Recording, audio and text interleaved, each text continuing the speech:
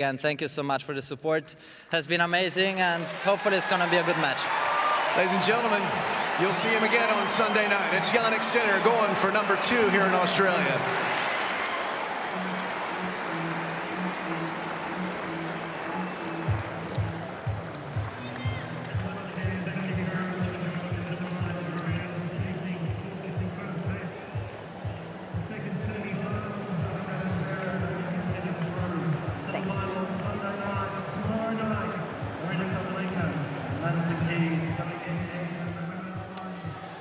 And welcome wherever you're watching on YouTube around the world.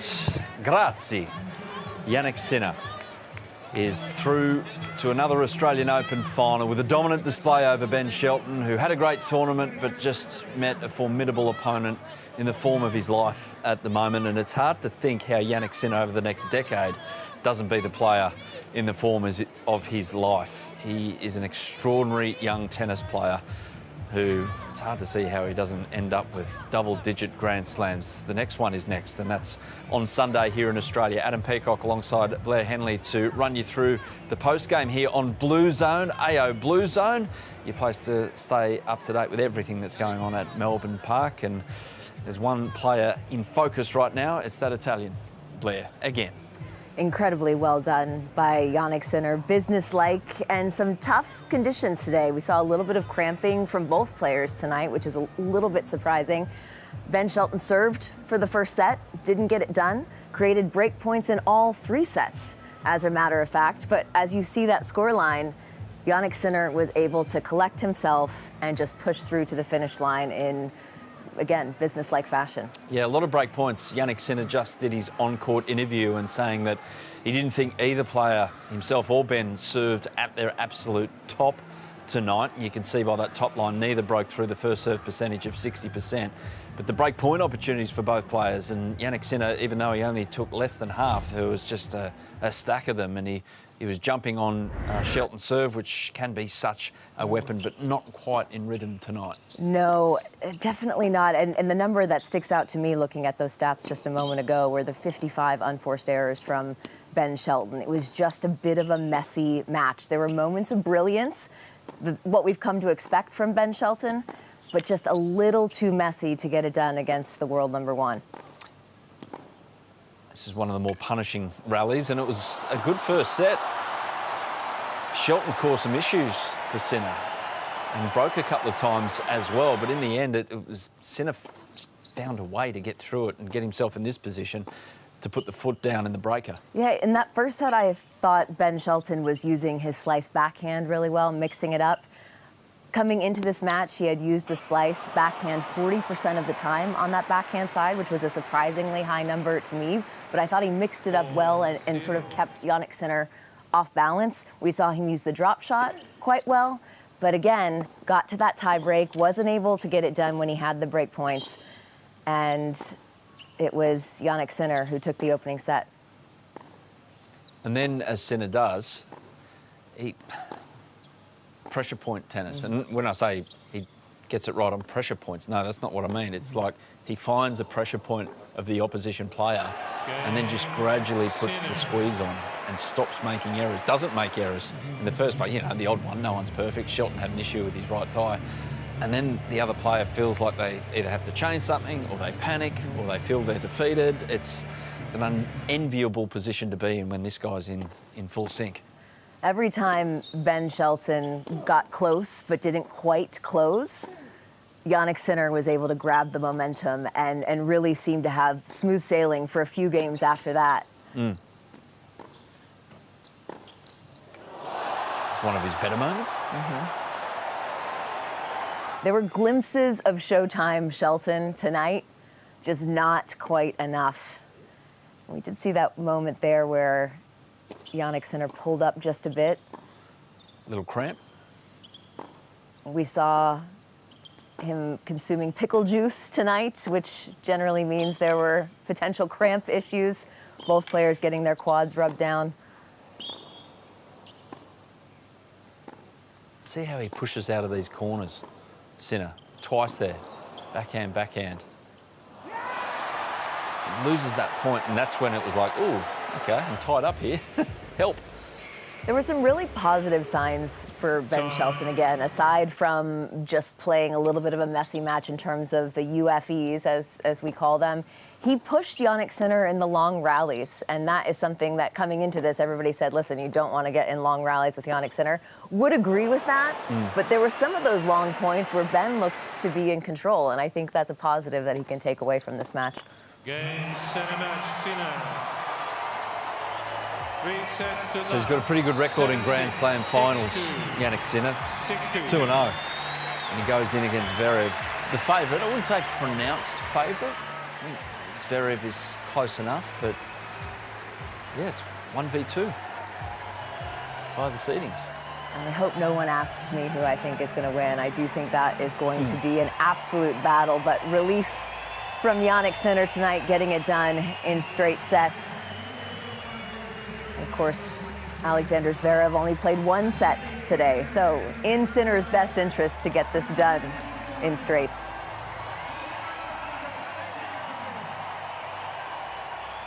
So what exactly does Ben Shelton have to do to go from top 20 player who'll make the odd Grand Slam semi-final to top 8 player or better, making more than the odd Grand Slam final, not just semi-final?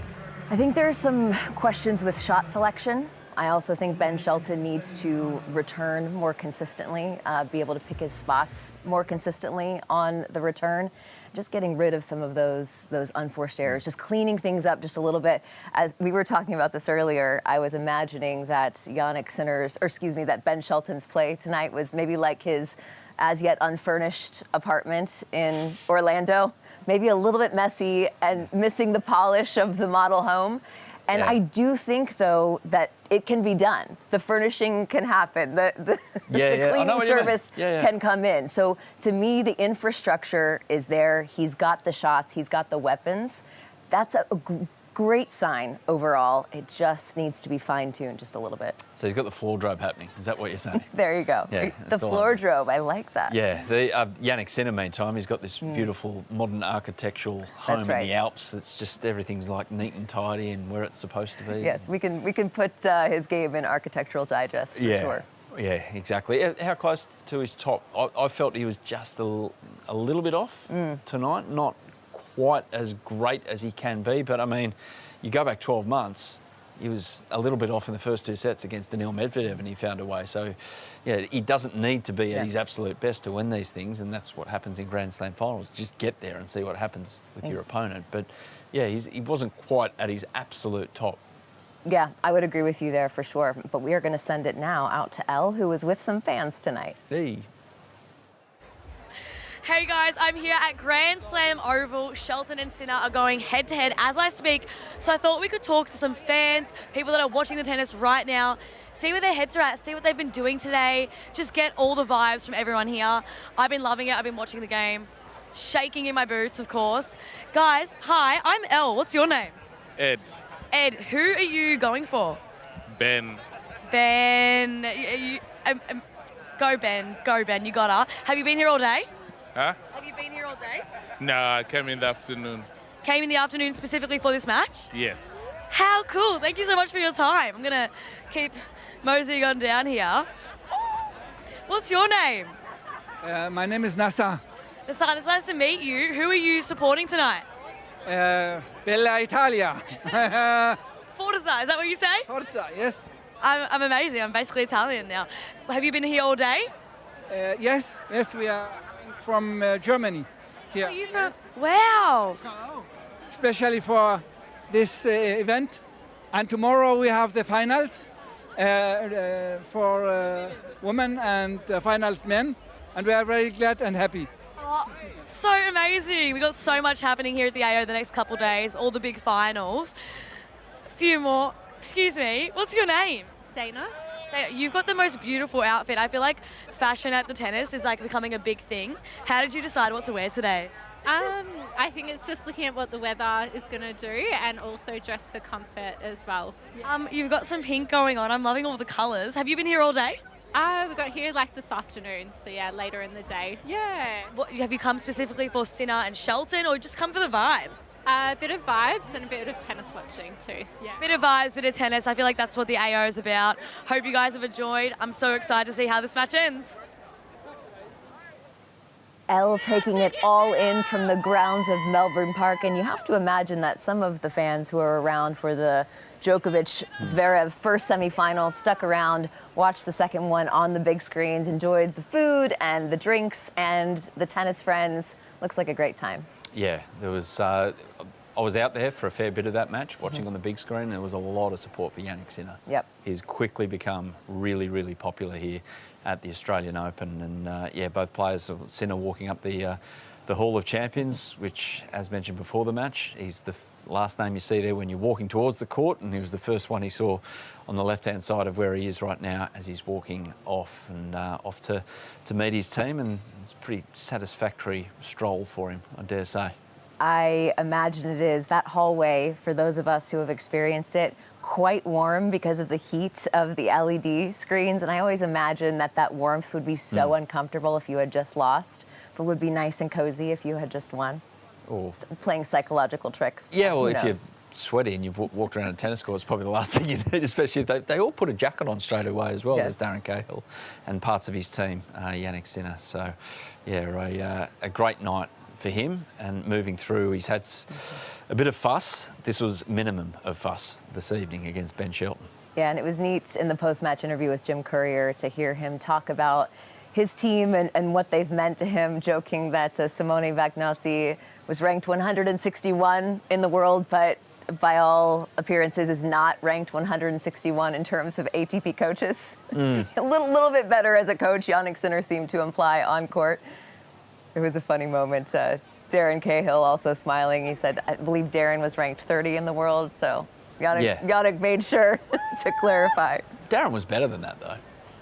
I You reckon. think? Yeah. No, he had a good reputation around the place, and he, the contemporaries of his day say that he was a really talented player. But I mean, he has certainly made his mark as a coach as Sinner goes through his warm down practices. We're going to have a little look. I think there was some shots of Ben Shelton earlier as well, going around the place. The behind the scenes cameras here at the Australian Open. You don't have to miss a thing. But yeah, Shelton, is he one of these guys that, okay, bad night, I'll stew on it tonight, get up tomorrow morning, and yeah, life goes on?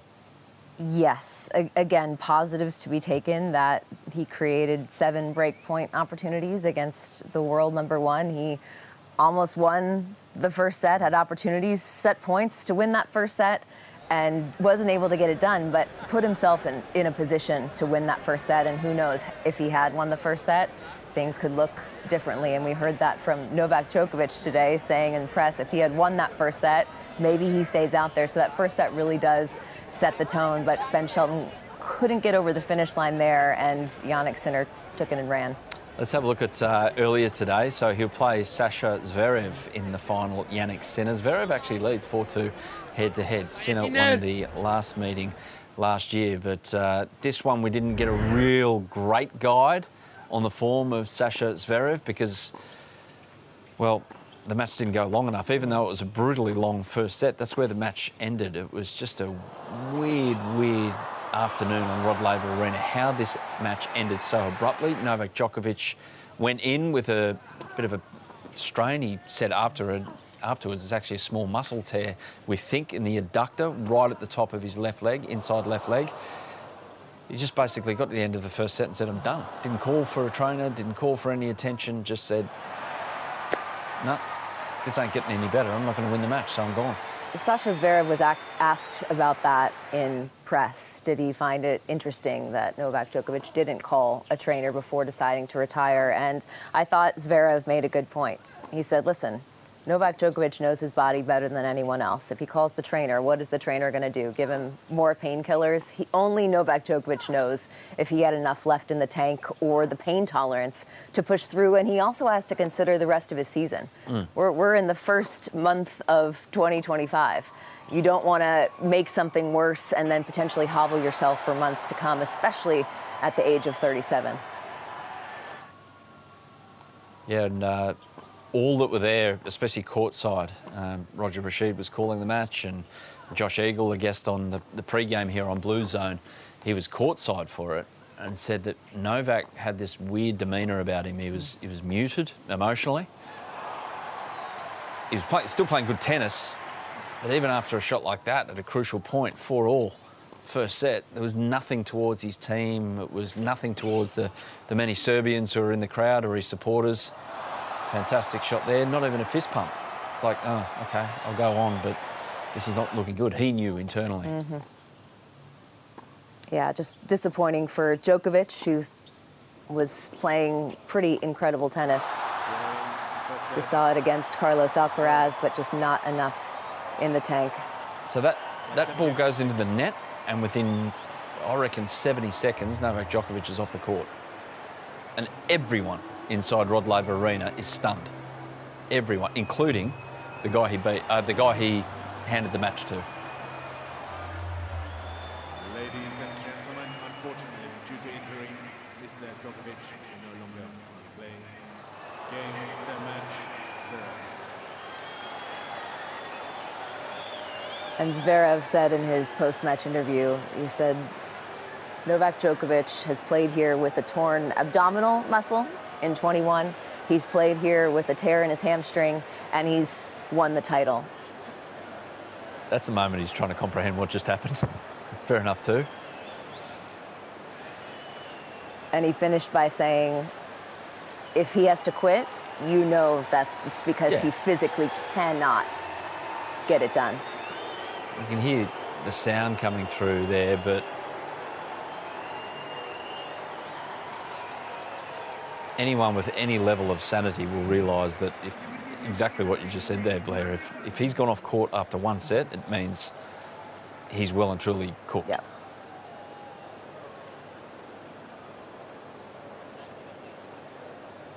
Really Surreal. tough scenes there, yeah, absolutely. Surreal. And understandable that the fans would be disappointed. That's a tough way, though, for a 10-time champion to walk off the court. Well, yeah, it happened a few years ago against that man right there, Stan Wawrinka at the US Open. Novak copped it from the New York crowd on that occasion when he went off. I think it was a shoulder problem on that occasion. But here's Novak talking about what happened. With the ball since Alcaraz match, so until like an hour before today's match, yeah, I did everything I possibly can to basically manage the muscle tear that I had, and yeah, medications and I guess the strap and the physio work helped to some extent today, but yeah, towards the end of that first set, I just started feeling more and more pain, and it was too much to handle for me at the moment. So yeah, unfortunate ending, but I tried. If I won the first set, I mean, maybe I would try, I don't know, a few more games, half a set, maybe a set, I don't know. But it was getting worse and worse. So I knew even if I won the first set, that is going to be a huge uphill battle for me, to stay physically fit enough to stay with him in the rallies, for another, God knows what, 2, 3, 4 hours. I don't think I had that, unfortunately, today in the tank. It's a muscle tear, 2 years ago, I could have, I have managed it better. On the court, it didn't bother me as much. This time, that wasn't the case. So, in this kind of instances, you just, I guess, you have to try to do as much as you possibly can in the shortest amount of time, and that was the case. Yeah, I had an extra day, so 2 days, no match. So I thought, it's going to be good enough, maybe. But, yeah, that wasn't the case, unfortunately. You've been such a great champion here in Melbourne. You had your family here this year. Is there a chance that this might be your last Australian Open? I don't know. There is a chance. Who knows? I'll just have to see, how the season goes, and I want to keep going, but whether I'm going to have a revised schedule or not for the next year, I'm not sure. I normally like to come to Australia and play, and I've had the biggest success in my career here. So if I'm fit, healthy, motivated, I don't see a reason why I wouldn't come. But there's always a chance. Yeah. I have to examine more this injury. When I go back home now to Europe, I will get together with the medical team and my physios and try to understand what we can do in the quickest way to recover and get back on track. I still have a Doha tournament in a few weeks' time that is scheduled. Whether I'm going to play it or not, it really does depend on how quickly I recover. But I had success with the quick recoveries in the past. Let's see. It just depends on the muscle and how it responds to the treatment. I'll keep going. I'll keep striving to win more slams, and as long as I feel that I want to put up with all of this, I'll be around. Tough stuff. Yeah. He's obviously can't exactly say everything he wants to say, but speaking of someone who wants to say a few things, Blair? That's right. We're going to get to hear from Ben Shelton, who was quick to the press room tonight. Yeah, honestly, really disappointed. Going into the match, playing Jannik's a tough ask, but for me, I've made my living on tour so far serving out sets and being able to serve out sets. And having 2 set points on my serve, serving at 6-5, feel like uncharacteristic for me not to come through and win that. And obviously you're playing the #1 player in the world. The windows are always small, and sometimes you miss your window, and the guy steps up his level, starts making a lot more first serves, playing better. The break chances don't come as often. Thought I did some things well out there today, but yeah, I think I'll have to look at the statistics after the match, but probably one of my worst serving days in this tournament so far, which is disappointing now being 6 matches into the tournament. Ben, Jannik was saying in his on the court that you might have been struggling with your leg. How are you feeling physically during that match? Everyone has a little something. We're in the semis of a slam. We've played a lot of sets. He's definitely played the least amount of sets. I'm not sure how many he's dropped, but I didn't have any 5-setters either. Normal stuff. I get my leg worked on a little bit on one changeover. He gets his leg worked on a little bit on a changeover. It's not life-changing stuff. It's just part of the sport, stuff that you're dealing with late in the tournament, and nothing to it. Howard. Are there ways in which his ability to return is different than maybe what you've faced earlier in the tournament, and does that make things tougher at all for you when you're serving and make you change at all the way you approach those games or those points? I think a little bit. I think that he probably would say that he didn't hit his backhand return as well as he wanted to today. That was one place where I felt like I was getting some free points even though I wasn't hitting great serves. Certainly you're playing a great returner like him. You want to be more on it. You want to be more dialed into your spots. I don't feel like I was pressing too hard today because he's a guy who handles pace pretty well, and usually he's pretty far back, so the pace doesn't do as much. My spot serving, I thought, just wasn't there tonight. Honestly, that's been one thing for me this whole tournament. I thought that I haven't served too great, and I've been making up with my +1s, doing it with my forehand. I've honestly been breaking serve a lot, but that was just one thing that outside of the Carreno Busta match just never really clicked for me. And, you know, it's just something to keep going back and improving on, because I thought that from the ground I played well. I thought I volleyed pretty well. I thought I returned well. I put myself in positions. I broke twice in the first, and I put myself in positions to break early in the second and the third. Their second serve returns on break points or deep in a rally on a break point. Like I said, sometimes those chances are gone. They don't come again. But that's the one thing for me that has to be better. Pretty clear cut there from Ben Shelton. We have a look at the draw here. At least he wasn't searching for answers. He knew what he did wrong, knew what he has to get better. And that's fresh. That's like barely half an hour after the match. Absolutely. Needs to serve better, but he did mention that Jannik Sinner has not played that many sets, relatively speaking, only losing sets to Holger Rune and Tristan Schoolkate second round. So again, Sinner close to as fresh as he can possibly be going into this final, but Zverev might have a leg up on him in this case, given he played just one set today.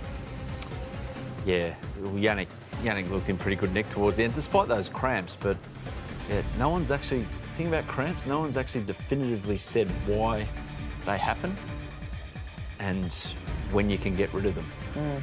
Weird human condition, that. Anyway, amongst many. That's right. All right, let's take a look at the women's draw. Yes. All right. Tomorrow, Sabalenka, Keys. And yeah, we've spoken of the, I'd say almost emotional attachment, Blair, that you have to the Keys camp, and fair enough too, you know these people very well. That's not to say that you've got anything against the Sabalenka camp, because far from it. She's such a wonderful competitor and a happy person, but yeah, it's an intriguing matchup because it's two players who like to hit the ball very, very hard. So is it purely about who gets the first big hit in first, or is there more strategy to it? I think there's definitely some more strategy to it. We know that Madison Keys was extremely effective on her down the line balls, or up the line, depending on how you like to say it, against Iga Swiatek, so we'll see how she uses that. She was able to be effective at the net as well. She says she's feeling a little bit more at home up there. It's not maybe where her plan A might be, but she's got tools to work with, and so does Aryna Sabalenka. I think Sabalenka is underrated in that way. She is so strong from the baseline, and so it's very easy to reduce her to a power player. But over the past few years, we've seen her develop an incredible midcourt game. She's comfortable enough at the net to take advantage of any ball that is short. She mixes in the drop shot really well, so she's got tons of tools at her disposal. But looking at their head-to-head record, so it's 4-1 in favor of Sabalenka. The last time they played was this past fall in Beijing. Sabalenka got a pretty straightforward straight sets win, 6-4, 6-3. But I think the match that a lot of people rewind back to is U.S. Open semis 2023, when Madison Keys won the first set 6-0. I believe was up a break in the second set. Looked like she was going to cruise to her second U.S. Open final. Aryna Sabalenka says not so fast. But for that first set and a half, Madison Keys didn't even give Aryna Sabalenka a chance to play. And based on how she played against Iga Swiatek last night, there might be a chance she can do that again. Yeah, it was high quality, absolutely high quality. And that's not to say that the Sabalenka-Badosa match wasn't high quality as well. It just didn't have the gripping drama as the end of Keys and Swiatek. So, yeah, it's all set up. Both players are well enough rested. It's going to be perfect conditions as well, Rod Laver Arena. So it's just down to who executes. I think the fact that Sabalenka's executed so well in the last 2 years on that court in that moment puts her, yeah, the odds are stacked in her favour, very much so. Well, three-peat on the line. Sabalenka looking to be the first to three-peat here on the women's side since Martina Hingis, 97, 98, 99. In 24 hours, we will know if she's able to do it. Adam, it's been another fantastic show here post-show at the Bluezone. It has been. Plenty to talk about, especially with that drama earlier today. So looking forward to the weekend. The finals are set. Hope to have your company across the weekend here on the Bluezone. We'll have pre-games, we'll have post-games, we'll have full analysis from all the experts around the place. Thanks, Blair. Catch you tomorrow. Thanks, Adam. See you guys later.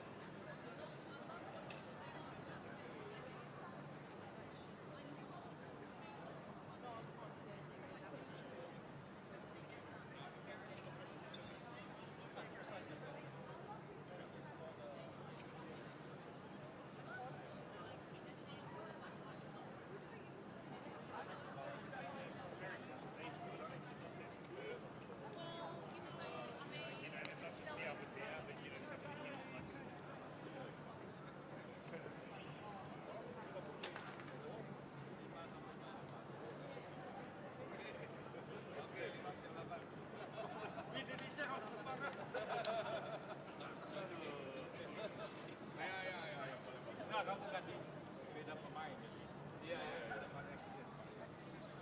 Tapi gila kamu pakai racket berat, tidak sakit tangan. Gila. Itu pakai 380 gram ya raketnya. Oh, ini Roger punya racket.